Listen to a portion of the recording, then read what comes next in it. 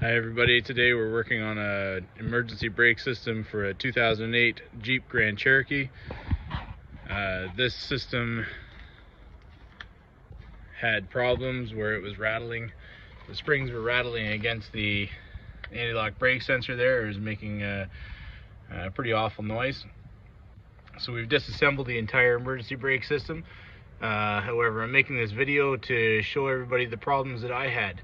So the problem that I had is that this cable right here, which is the emergency brake cable that pulls in from the center console, had some spring tension on it and was being pulled back up inside here, and it was very difficult to get it pulled back out again. That cable there hooks into this mechanism here. This mechanism fits down inside of there. This mechanism will be most likely seized on most vehicles that you're going to be working on. You can put it in a vise and free it up.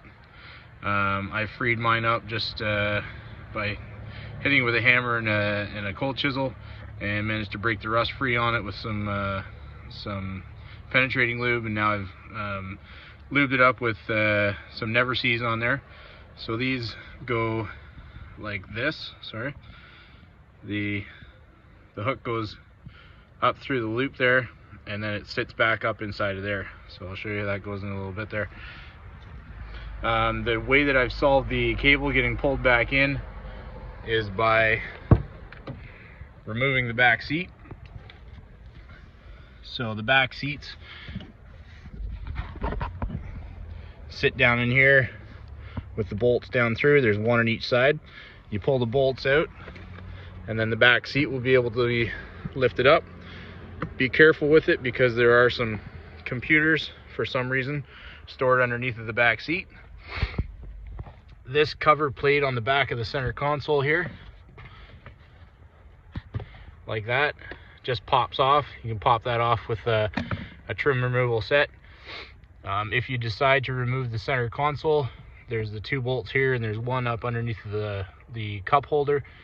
If you look back up inside of here, you can actually see the emergency brake cable right here, and it goes up to the handle there, and there's actually a spring on it up there that is the spring tension.